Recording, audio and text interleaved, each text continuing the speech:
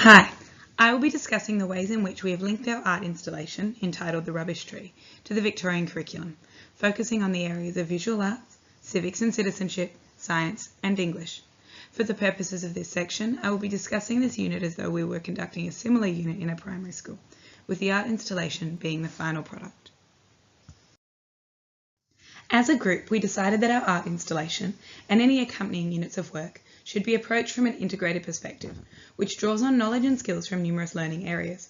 According to contemporary research, there are numerous benefits for students offered by integrated curriculums. By approaching learning in a way that includes many different learning domains, educators can ensure that the diverse learning styles of all students in their class are easily differentiated with multiple entry and exit points, and students with additional needs are adequately scaffolded. Numerous learning domains also allow for multi-sensory activities, which engage students in communicating, creative, problem-solving and learning in many different modes.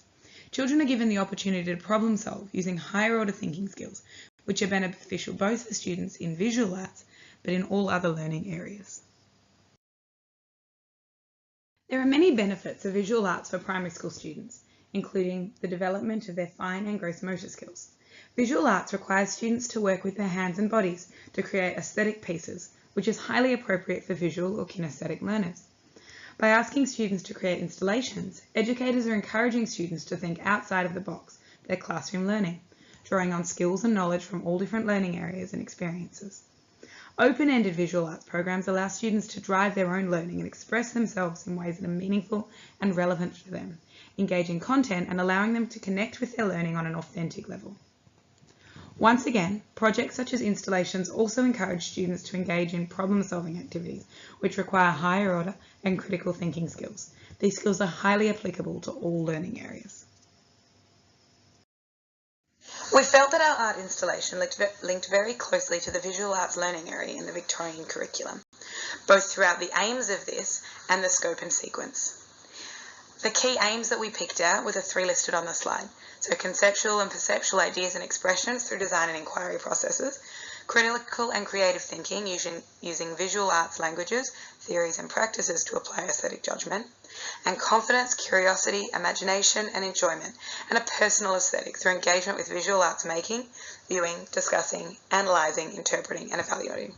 So we felt that in this activity, we'd be asking students to draw on all of these skills and work together as a team and a group to use their artistic knowledge to create a message that they were sharing in their piece. We also felt it related to the scope and sequence, predominantly in the levels 3s and 4s and 5s and 6s, by asking students to plan and make artworks that are inspired by artworks they experience. So that would be in the research phase where they're looking at lots of different installations. And in 5 and 6, they're asked to describe artworks they make in view and how their display can express and enhance meaning. So those artistic decisions that they're making, how that can benefit their meaning. As the topic for our installation was strongly related to environmental sustainability, we felt it was incredibly important when introducing a unit of work such as this to students that we included understandings from a scientific perspective, both in a biological and chemistry manner, for example, the effect of non-biodegradable materials have on the environment and the ways in which materials are recycled, but also how science can impact communities and environments for the better or worse. This is referred to as science as a human endeavour. This slide outlines how we felt science in the Victorian curriculum relates to our art installation.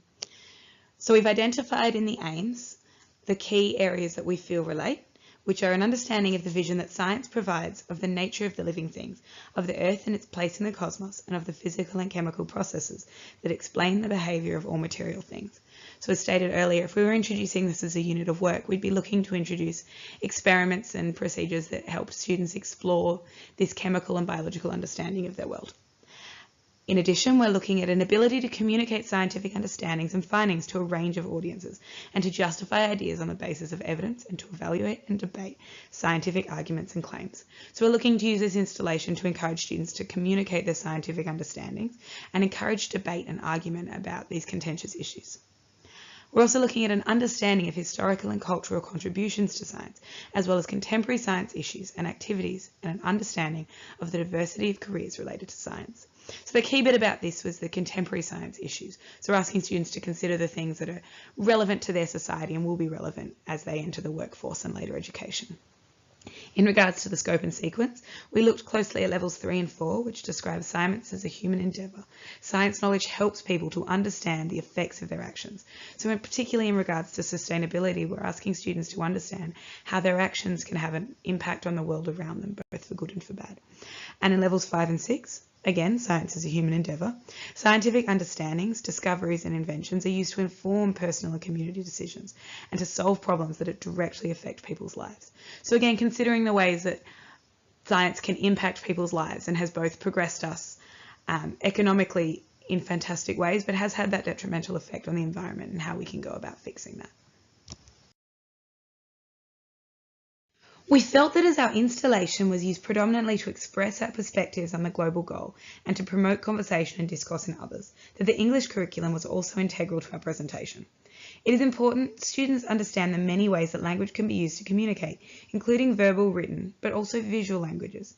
This relates to the Victorian curriculum scope and sequence entitled Visual Language, in which they discover how images work in text to communicate meanings, especially in conjunction with other elements such as print and sound.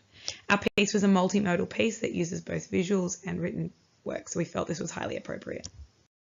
Finally, we wanted to briefly discuss the ways in which we ensured that when planning and implementing our art installation, we included the curriculum without letting it direct our ideas.